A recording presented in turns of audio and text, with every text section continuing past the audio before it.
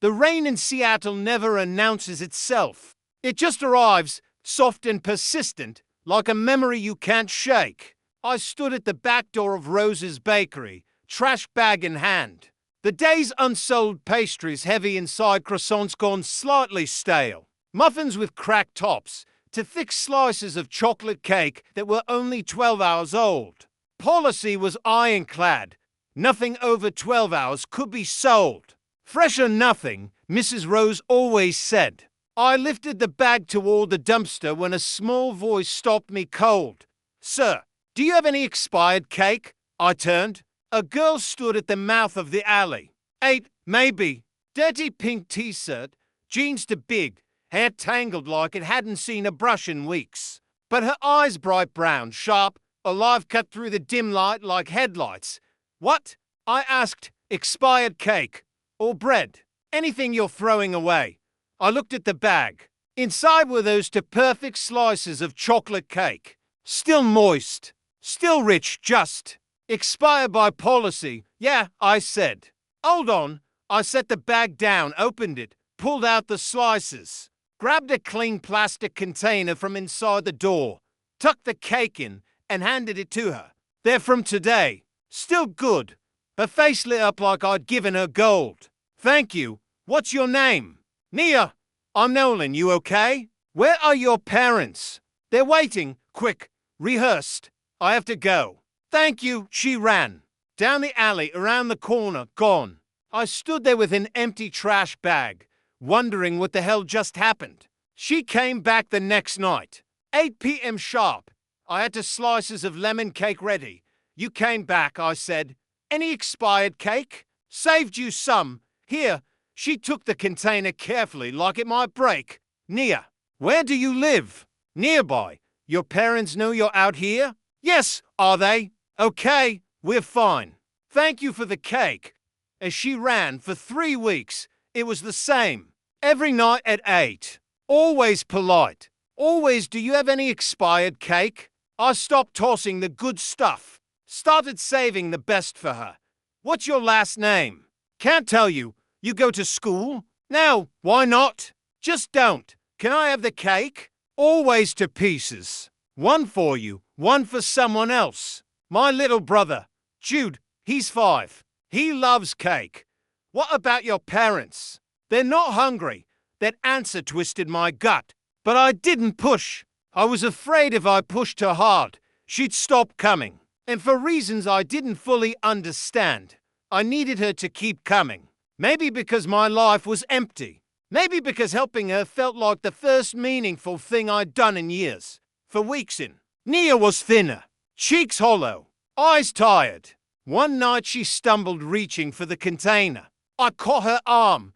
"When's the last time you ate?" "This morning." "Nia, be honest." She looked down. "Yesterday?" "Jesus, sit, can't. Jude's waiting. 5 minutes. Please." She hesitated, then sat on the curb. I went inside, made a ham and cheese sandwich, poured milk, brought both out, "Eat." She devoured the sandwich in 4 bites, drank the milk in 3 gulps. I made another. She ate slower this time, trying to save half for Jude, I said. She nodded. "Nia, where's Jude right now?" "Home." "Where's home?" "Can't tell you." "Why not?" "Because if I do, you'll call someone and they'll take us away." "Take you away from who?" She didn't answer. "Nia, are your parents hurting you?" "My parents are dead." The words hit like a fist. "What?" "For months ago. There was a fire. They died." "Oh my God, Nia, I'm so sorry." "Where are you living? Who's taking care of you?" "I take care of Jude. I have to go." She grabbed the cake and ran. I didn't sleep that night. Stared at the ceiling. Nia, 8 years old. Parents gone. Caring for a 5-year-old. Where, how? I googled missing children Seattle. Nothing. Called the non-emergency police line. I think I know a homeless child. What do I do? Called Child Protective Services. Gave me a number. I hung up. If I called CPS, they'd take Nia and Jude. Put them in foster care. Probably separate them. Nia said they'll take us away. She was protecting her brother. That's why she wouldn't tell me. That's why she ran every night. But she was 8. She couldn't care for a 5-year-old alone. She was starving. Jude probably was too. I had to do something. The next night, I made a decision. When Nia came, I gave her the cake container plus a bag sandwiches, fruit, water bottles. This is for you and Jude for the next few days. Thank you. Nia, listen. I'm not calling anyone. I'm not separating you from Jude. But I need to know you're safe. Can you show me where you're staying? Now, why not? Because you'll make us leave. I won't. I promise. She stared at me for a long time. Then, if I show you, you have to promise. No police. No one. No foster care. I promise. Nia, she studied my face. Then nodded. Okay, follow me. Nia led me 6 blocks from the bakery. Silent. Glancing back every few seconds to make sure I was still there.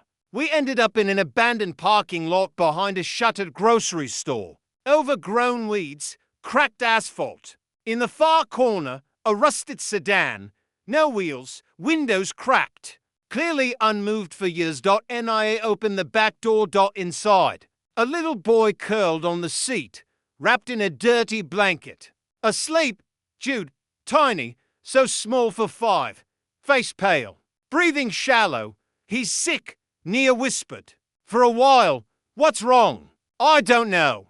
He gets tired, shaky, confused.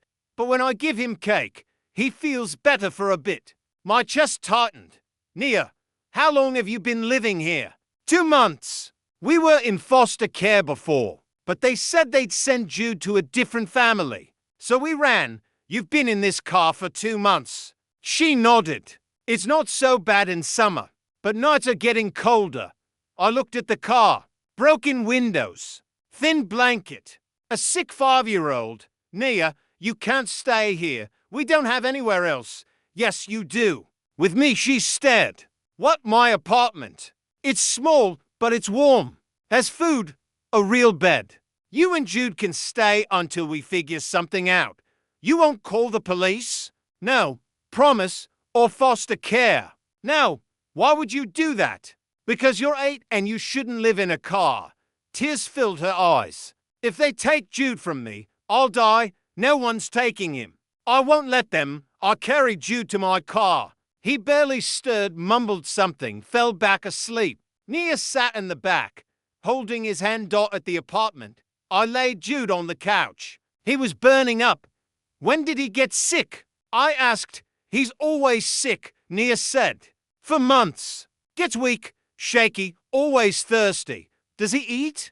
Not much. Says food feels weird. Nia, I need to take him to a doctor. No, they'll call social services. He needs help.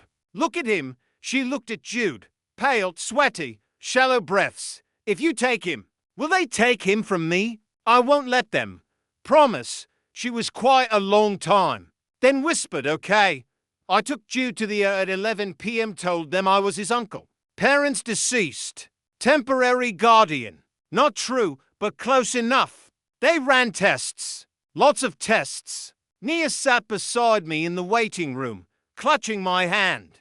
Didn't cry. Didn't speak. Just held on. 2 hours later, a doctor came out. Mr. Moore, can I speak with you? I stood. Nia stood too. She's his sister, I said. She can hear. The doctor knelt to Nia's level. Your brother will be okay. But he's very sick right now. Do you know what hypoglycemia is? Nia shook her head. It means his blood sugar is dangerously low. That's why he's weak, shaky, confused. His body isn't getting enough sugar. But I'd give him cake, Nia said. Lots of cake. That's sugar, right? Yes. And that actually helped. Cake gave him temporary boosts. But the problem is his sugar keeps crashing. He needs regular meals, protein, healthy food, and regular doctor visits. Is he going to die? Nia's voice was barely a whisper. No, not if he gets care. But if he'd gone much longer. The doctor looked at me. Another week or 2, he could have gone into a coma. You got him here just in time. They kept Jude overnight. I sat in a chair by his bed. Nia curled up in another, finally asleep. I watched them. Two kids who'd lived in a car for 2 months, lost their parents, ran from a system that wanted to split them. I remember the intake nurse's question, "Are you his legal guardian?" "Temporary. Parents deceased." She'd typed, nodded, moved on. But I wasn't. I was a bakery manager who gave expired cake to a homeless girl. If the hospital found out, they'd call CPS. Nia and Jude would go into the system, separated, unless I did something. The next morning, Jude woke, looked better, still pale, but eyes clearer. "Where am I?" "Hospital," I said. "You were sick, but you're okay now."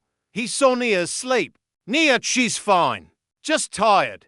"Who are you?" "Nolan, your sister's friend." "Are you taking us away?" "No. I'm helping people separate us. I won't." "Promise, promise?" "Promise." Jude looked at me a long moment, then nodded. "Okay." I brought them home the next day. Jude weak but stable. Doctor gave instructions, regular meals, high-protein snacks, monitor blood sugar. Follow up with a pediatrician in a week. I gave them my bedroom, took the couch. Nia looked around the apartment like she'd never seen one before. "This is where you live?" "Yeah. It's so big, 600 square feet. Barely enough for me." A palace to her. "You can stay as long as you need." "What if someone finds out?" "We'll deal with it. They'll separate us, not if I can help it, for 3 days. Nia and Jude barely left the bedroom. I brought food, fed Jude every few hours, checked on them constantly. Nia watched me like a hawk, waiting for the call, the betrayal. But I didn't. On the 4th day, Jude came out when I got home from the shop. "Hi, Nolan. Hey, buddy. How you feeling?" "Better.